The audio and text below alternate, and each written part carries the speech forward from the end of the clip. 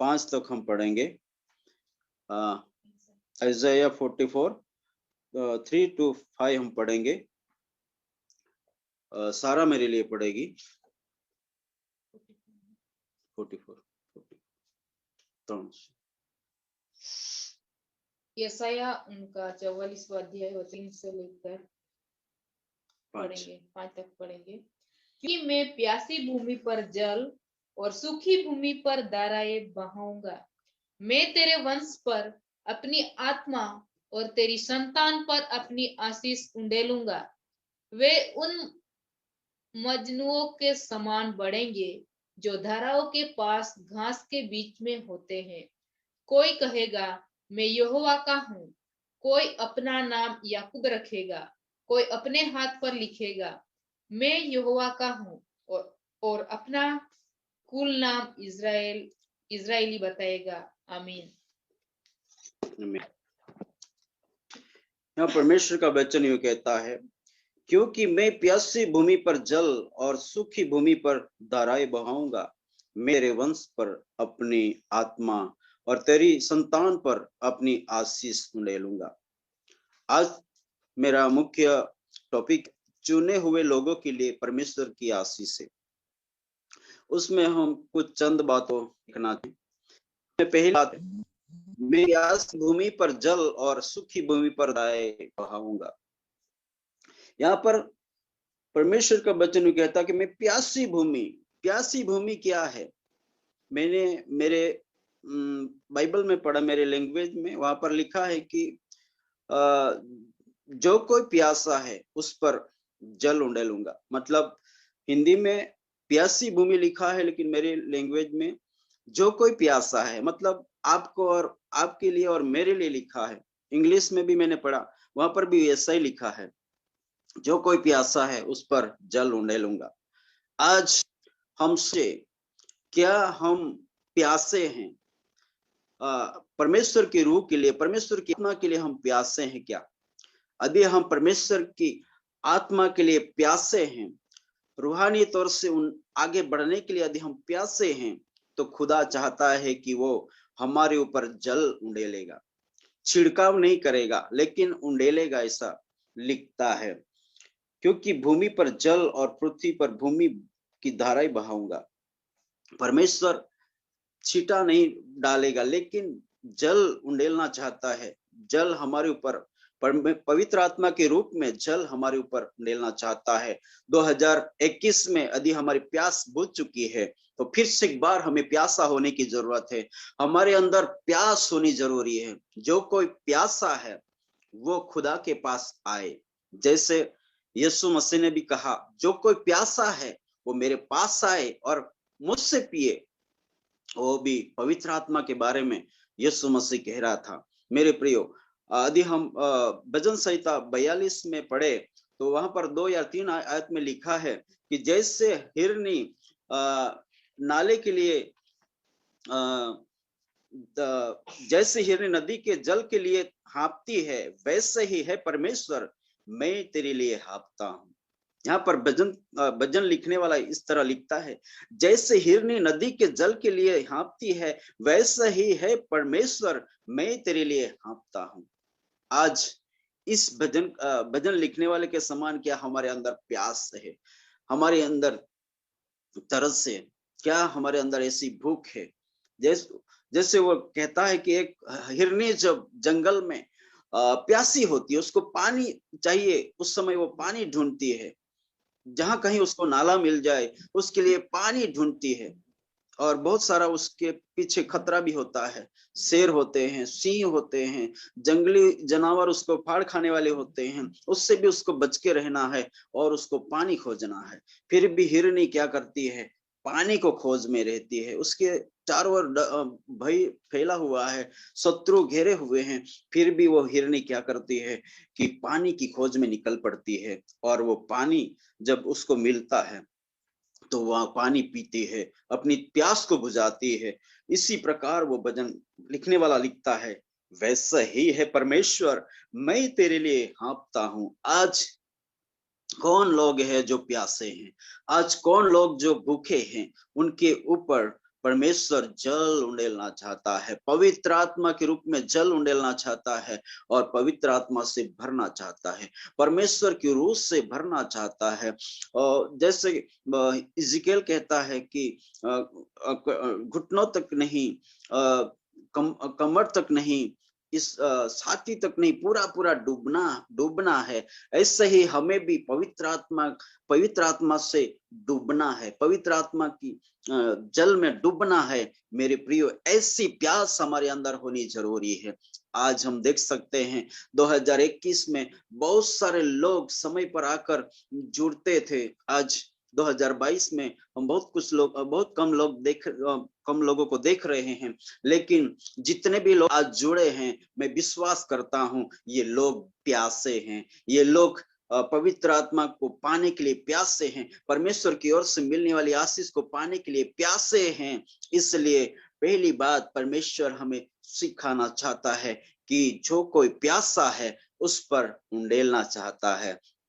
और लिखा है, और सूखी भूमि पर धाराएं बहाऊंगा। हो सके 2021 में हृदय कठोर हो चुका होगा, उसकी वजह से सूखापन फील कर रहे हैं, आत्मिक रीति से, रूहानी तौर से सूखापन फील कर रहे होंगे। लेकिन हम यदि परमेश्वर से मांगेंगे, परमेश्वर से हम कहेंगे कि मैं प्यासा हूँ, हे प्रभु मैं प्यासा हूँ, हे परमेश्वर मैं प्यासा हूँ, हे परमेश्वर मैं प्यासी हूँ, परमेश्वर उंडेलना चाहता है। वो इतनी जबरदस्त पवित्र आत्मा से भरना चाहता है कि हम ऐसे भर जाएं कि जैसे लिखा है कि धाराएं बहाऊंगा। जैसे सूखी भूमि है, वहां पर कुछ भी हरा भरा नहीं देखेगा, पेड़ पौधे नहीं दिखेंगे, लेकिन जब वहां पर बारिश आएगी, वहां पर पानी की सुविधा हो जाएगी, तो वहां पर सारा हरा भरा हो जाएगा, वहां पर नजरिया बदल जाएगा, वहां का सारा दृश्य बदल जाएगा। उसी तरह जब परमेश्वर की आत्मा हमारे पर उंडेली जाएगी, परमेश्वर की आत्मा से हम भर जाएंगे, हमारा बोलना बदल जाएगा, हमारा देखना बदल जाएगा, हमारा चलना बदल जाएगा, हमारे नेचर स्वभाव बदल जाएंगे, हमारे आदतें बदल जाएगी, और खुदा हमें उसके जलाल के लिए, उसकी महिमा के लिए इस्तेमाल करेगा। और मेरे प्रियो, हमारे जीवन में यदि सूखापन हम फील कर रहे हैं, तो हमें खुदा से कहना है, हे परमेश्वर मेरे जीवन को आपके रूह से भर दीजिए, आपके पवित्र आत्मा से भर दीजिए। मुझे स्पर्श नहीं चाहिए, मुझे सिर्फ अनुभव नहीं चाहिए, मैं पूरा पूरा भरना चाहता हूँ, मैं पूरी रीति से भरना चाहती हूँ, और मेरा जीवन आपकी महिमा के लिए इस्तेमाल होना चाहिए। इस तरह परमेश्वर से हमें दुआ करने की जरूरत है। हम यदि प्रेरितों के काम 1:8 में पढ़ते हैं कि जब पवित्र आत्मा से हम भर जाते हैं, उसके सामर्थ से हम भर जाते हैं, तो हम पृथ्वी के शोर तक गवाह बनते हैं, और हम सीमित नहीं रहते हैं। हमें परमेश्वर इंटरनेशनल बना देता है। परमेश्वर हमें दुनिया के कोने कोने तक गवाह बनाना चाहता है। इसलिए हमें ये पवित्र आत्मा हमें चाहिए, ये परमेश्वर की ओर से मिलने वाला जल हमें चाहिए। ये जल सिंपल नहीं है, ये कुछ समय के लिए चलने वाला जल नहीं है, ये हमेशा के लिए। और वो जल से जो कोई भरता है, वो साधारण इंसान नहीं रहता है, और परमेश्वर उसको, जैसे हम देख सकते हैं कि जब बारिश होती है, तो उस बारिश में जब बाढ़ आ जाती है, तो सारी चीजें, जीव जंतु, प्राणी, पंछी, सब कुछ बहाई लेकर जाता है, और अंत में वो समुद्र में गिरता है। लेकिन समुद्र का स्वभाव हम देखते हैं कि सब कुछ वो ग्रहण करता है, जो भी आए वो अपने समुद्र में ग्रहण करता है। इसी तरह जब परमेश्वर की पवित्र आत्मा की बाढ़ आएगी, परमेश्वर की पवित्र आत्मा की आंधी चलेगी, जाति जाति, भाषा भाषा के लोग हमारी कलीसिया में आएंगे। मेरे प्रियो, हमारी कलीसिया, परमेश्वर की कलीसिया में सभी भाषा के लोग इकट्ठे होंगे। इसलिए परमेश्वर चाहता है कि वो प्यासी भूमि पर जल उंडेले, वो चाहता है कि सूखी भूमि पर धाराएं बहाए। इसलिए मेरे प्रियो, वो परमेश्वर चाहता है कि यदि हमारा हृदय में सूखापन आ गया है, यदि कोई कारण सर 21 में हमारे हृदय में कुछ सूखापन आ गया है, हमारे जीवन में कुछ सूखापन फील कर रहे हैं, तो हमारे लिए एक अवसर है कि हमें खुदा ने 2022 दिया है, उसमें परमेश्वर हमें परमेश्वर के रूह से भरना चाहता है, उसका सामर्थ्य उंडेलना चाहता है। इसलिए हमें परमेश्वर की रूह से भरकर आगे बढ़ने की आवश्यकता है। इसलिए परमेश्वर चाहता है कि हमें वो खाली रहना नहीं देना चाहता है, हमें भरना चाहता है। यदि आप हमारे अंदर प्यास नहीं है तो हमें प्यास जगाने की जरूरत है। परमेश्वर की रूह के लिए हमें प्यास जगाने की जरूरत है, हमारे अंदर भूख जगाने की जरूरत है। भूखे प्यासे होकर परमेश्वर के कदमों में आने की जरूरत है, उससे पाने की जरूरत है। वो जैसे यीशु मसीह ने कहा है, जो कोई प्यासा है वो मेरे पास आए और मुझसे पिए। यूहन्ना रचित सुसमाचार और 7वां अध्याय वहां पर 37 और 38 आयत को हम पढ़ लेंगे।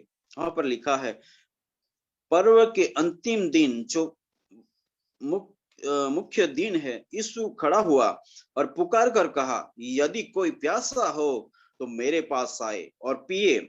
जो मुझ पर विश्वास करेगा, जैसा पवित्र शास्त्र में आया है, उसके हृदय में से जीवन का जल की नदियां बह निकलेगी। हालेलुया। यहाँ पर परमेश्वर प्रभु यीशु स्वयं कहता है, यदि कोई प्यासा है तो मेरे पास आए और मुझसे पिए। और जो कोई मुझ पर विश्वास करता है, शास्त्र में जैसे आया है, उसके हृदय में से जीवन के जल की नदियां बह निकलेगी। मेरे प्रियो, यदि हम परमेश्वर के सामर्थ्य, परमेश्वर की पवित्र आत्मा से भरपूर हो जाएंगे, हम साधारण लोग नहीं रहेंगे।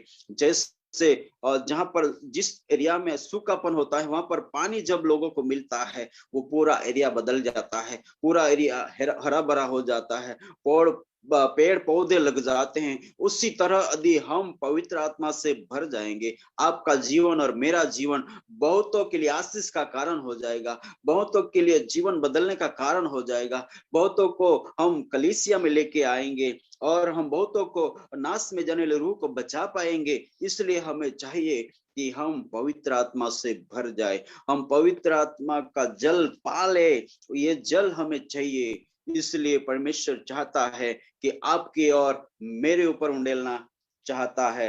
आगे हम दूसरी बात को देखेंगे। कहता है, मैं तेरे वंश पर अपनी आत्मा और तेरी संतान पर अपनी आशीष उंडेलूंगा। हालेलुया। परमेश्वर हमारे संतानों के ऊपर भी पवित्र आत्मा उंडेलना चाहता है।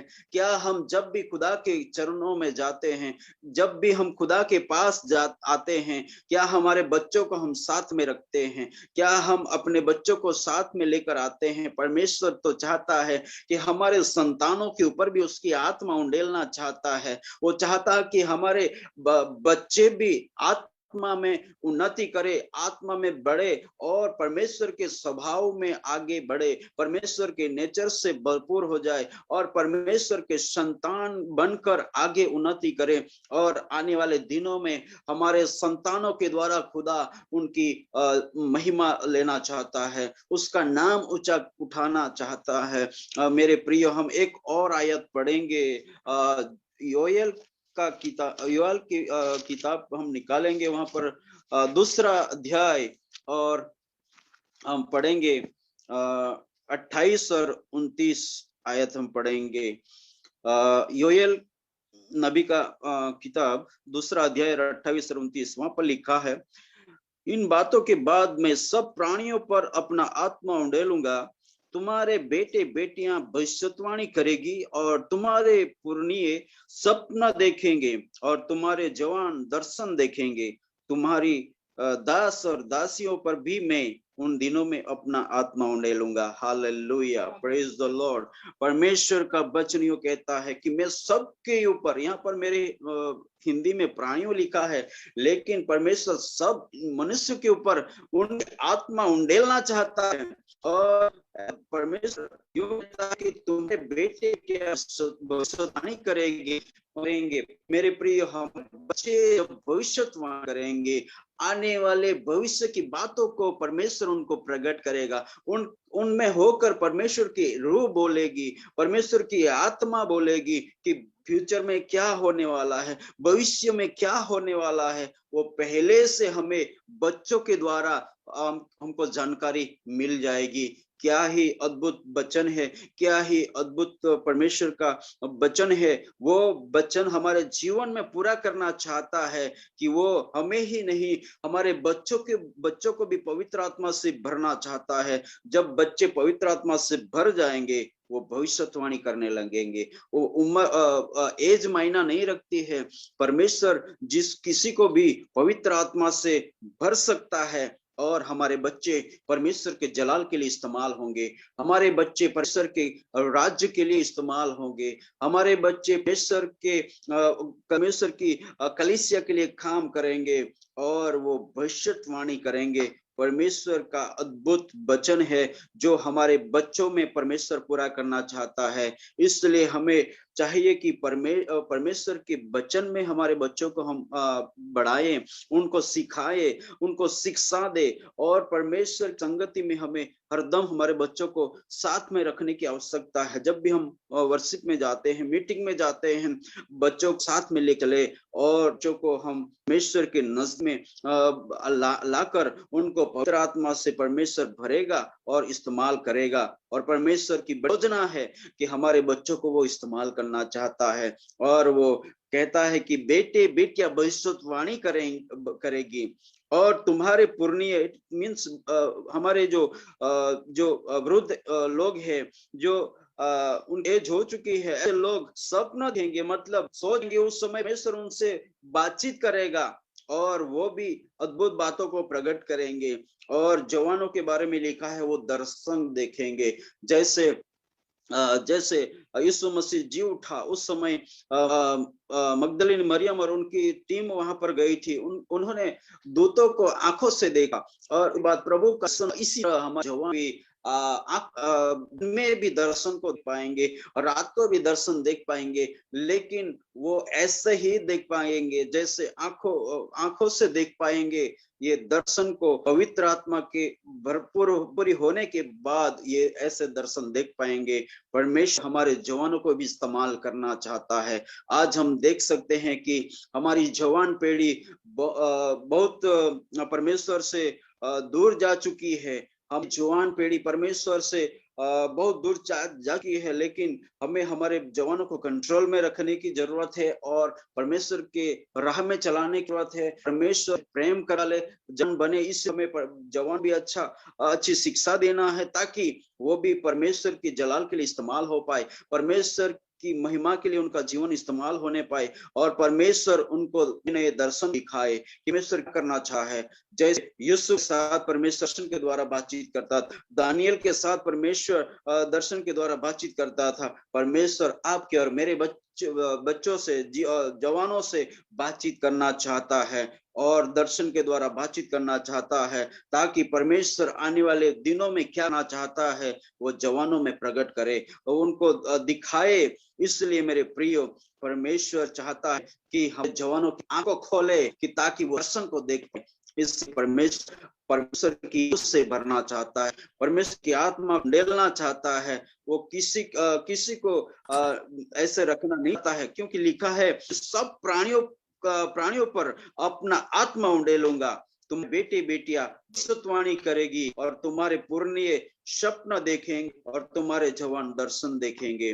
तुम्हारे दास दासियां पर भी उन दिनों में अपना आत्मा उंडेलूंगा। और परमेश्वर इन दिनों में अपने उनके सेवक सेविकाओं को पर खादम खादमिनों को पर परमेश्वर की आत्मा उंडेलना चाहता है, और उनको परमेश्वर उनके जलाल के लिए इस्तेमाल करना चाहता है। जैसे 2021 में परमेश्वर ने उनको इस्तेमाल किया, उससे कई गुना सामर्थ से भरकर अपने खादम और खादमिनों को इस्तेमाल करेगा। ये खुदा चाहता है कि परमेश्वर का राज्य बढ़े, परमेश्वर के राज्य के लिए नए नए रूह को परमेश्वर के पास लेकर आए और कलीसिया उन्नति करे, कलीसिया बढ़े और लोग उन्नति करे। इसलिए परमेश्वर अपने दास और दासियों को भी परमेश्वर के आत्मा से भरकर इस्तेमाल करना चाहता है। इसलिए मेरे प्रियो, ये हमारे लिए बहुत अद्भुत बात है कि परमेश्वर सबको इस्तेमाल करना चाहता है, किसी को ऐसा नहीं रखना चाहता है, सबको इस्तेमाल करना चाहता है। आगे तीसरी बात को हम देखना चाहते हैं कि मैं तेरे संतान पर अपनी आशीष से उंडेलूंगा। परमेश्वर अपने संतान को भी आशीष देना चाहता है, आशीष उंडेलना चाहता है। हमारे बच्चों को, हमारे संतानों को परमेश्वर ऐसा ही नहीं रखेगा, वो उनको भी आशीषित करेगा। और जैसे हम अय्यूब के जीवन में आशीष को देखे, उसी तरह परमेश्वर ने जैसे परमेश्वर ने अय्यूब को आशीष दी थी, जैसे इब्राहिम को परमेश्वर ने आशीष दी थी, जैसे दाऊद राजा को परमेश्वर ने आशीष दी थी, जैसे सुलेमान राजा को परमेश्वर ने आशीष दी थी, वैसा ही हमारे संतानों को भी परमेश्वर आशीष देना चाहता है, रूहानी तौर से भी और दुनियावी संपत्ति से भी उनको भरपूर करेगा। क्योंकि परमेश्वर हमारे बच्चों को भी हर तरह आगे बढ़ाना चाहता है, क्योंकि परमेश्वर की ऐसी मर्जी है कि हमारे बच्चे भी हर तरह आगे बढ़े। और भजन संहिता 112 में लिखा है, यदि वहां पर हम यदि पढ़े तो वहां पर लिखा है कि हमारे बच्चे हर तरह आगे बढ़ेंगे और उन्नति करेंगे। वहां पर लिखा है 112 भजन 2 और 3 में यदि हम पढ़े, उसका वंश पृथ्वी पर पराक्रमी होगा, सीधे लोगों के संतान आशीष पाएंगे, उसके घर में धन संपत्ति रहेगी रहती है और उसका धर्म सदा बना रहेगा। आमीन, हालेलुया। परमेश्वर हमारे संतानों पर आशीष उंडेलेगा और हमारे बच्चों के घर में धन संपत्ति रहेगी और उनका धर्म सदा बना रहेगा। वो धर्मी बने रहेंगे, वो न्यायी बने रहेंगे और परमेश्वर के वचन के मुताबिक जिएंगे और परमेश्वर उन्हें बहुत ही आगे बढ़ाएगा और हर तरह परमेश्वर उनको इस्तेमाल करेगा। वो चाहता है कि हमारे बच्चे इस तरह आगे बढ़ते रहे। और आगे लिखा है कि जैसे नाले के पास लिखा है, वे उन मजनों के समान बढ़ेंगे जो धाराओं के पास घास के बीच में होते हैं। कोई कहेगा मैं यहोवा का हूँ, कोई अपना नाम याकूब रखेगा, कोई अपने हाथ पर लिखेगा मैं यहोवा का हूँ और अपना कुल नाम इजराइली बताएगा। आमीन, हालेलुया। हमारे बच्चे इस तरह बढ़ेंगे जैसे पानी के नाले के पास जो घास निकलता है वो बहुत ही हरा भरा रहता है और वो कलरफुल रहता है, वहां का नजारा कुछ अलग ही रहता है। उस घास और वहां पर कुछ वेल होते हैं, वो वेल भी बहुत बढ़ते हैं, उसकी वजह से वहां पर एक दृश्य बहुत ही अद्भुत होता है। जैसे वो घास हरा भरा रहता है, बहुत दिखने में अच्छा रहता है, उसी तरह हमारे बच्चे बढ़ेंगे, उनके सारे काम बदल जाएंगे, उनका देखना बोलना सब कुछ बदल जाएगा। और जैसे बेल, यहाँ पर हिंदी में लिखा मजनू के समान, मेरे लफ्ज में लिखा है वेल के समान। जैसे बढ़ता है, बढ़ते रहता है और बहुत आगे बढ़ा है, इसी तरह मेरे प्रिय हमारे बच्चे बहुत फूलेंगे, फलेंगे, आगे बढ़ेंगे, उन्नति करेंगे और परमेश्वर के आशीषों से भरते जाएंगे, परमेश्वर के आशीषों से भरते जाएंगे और परमेश्वर की मनसा को पूरी करेंगे, परमेश्वर की इच्छा को पूरी करेंगे। और आगे लिखा है कि कोई अपना नाम याकूब रखेंगे। याकूब, परमेश्वर ने याकूब का नाम बदल इजराइल रखा और परमेश्वर ने परमेश्वर की इजराइल मतलब उसका चुना हुआ वंश, चुना हुई जाति। परमेश्वर ने एक उनके द्वारा एक चुनी हुई जाति, पवित्र प्रजा स्थापित करने के लिए याकूब का नाम परमेश्वर ने बदला था, इसलिए रखेगा याकूब। और कोई रखेगा अपने हाथ पर रखेगा मैं यहोवा का हूँ। वो परमेश्वर के नाम से गर्व करेंगे, परमेश्वर के नाम से घमंड करेंगे। क्योंकि आज हम देख सकते हैं बहुत सारे लोग अपने हाथ में बाइबल उठा के चलने के लिए कितनों को परेशानी होती है, कितनों को मैं मसीह हूं कहने के लिए परेशानी होती है, कुछ लोग शर्मिंदगी महसूस करते हैं। लेकिन इन दिनों में ऐसा होगा कि जवान लोग भी कहेंगे मेरा नाम याकूब है, मैं परमेश्वर का बेटा हूं, मैं परमेश्वर का संतान हूं। और कोई कहेगा मैं यहोवा का हूं। और परमेश्वर का नाम कैसे, किसी भी रीति से परमेश्वर का नाम ऊंचा उठाएंगे, क्योंकि मैं परमेश्वर का हूं, सृष्टिकर्ता परमेश्वर का बेटा हूं, ऐसा करके अपने हाथों पर लिखवाएगा। कोई अपना इजराइली कुल नाम इजराइली बताएगा, इजराइल का नाम बताएगा, इजराइल की कुल से मैं पाया जाता हूं करके बताएगा। और कहेगा कोई अपने हाथ पर परमेश्वर का वचन लिखवाएगा। जैसे जवान लोग हाथों में कुछ कुछ चित्र बनाते हैं, उसी तरह परमेश्वर के वचन कुछ लोग लिखा के परमेश्वर का नाम ऊंचा उठाएंगे और परमेश्वर को किसी न किसी तरह से प्रकट करेंगे। ऐसे हमारे संतान होंगे। मेरे प्रियो, आज परमेश्वर हमें यही 3 बातों से आशीषित करना चाहता है। पहली बात की जो कोई प्यासा है और सूखी भूमि पर वो धाराएं बहाएगा। दूसरी बात को हमने देखा, तेरी संतान पर मेरी आत्मा और संतानों पर अपनी आशीष उंडेलूंगा। और हमने देखा कि संतान पर अपनी आशीष से उंडेलूंगा। इसी तरह परमेश्वर हमारे बच्चों को, हमारे परिवार को इस साल में आशीष करना चाहता है। इन वचनों के द्वारा खुदा हम सबों को बड़ी बरकत देने पाए। आमीन।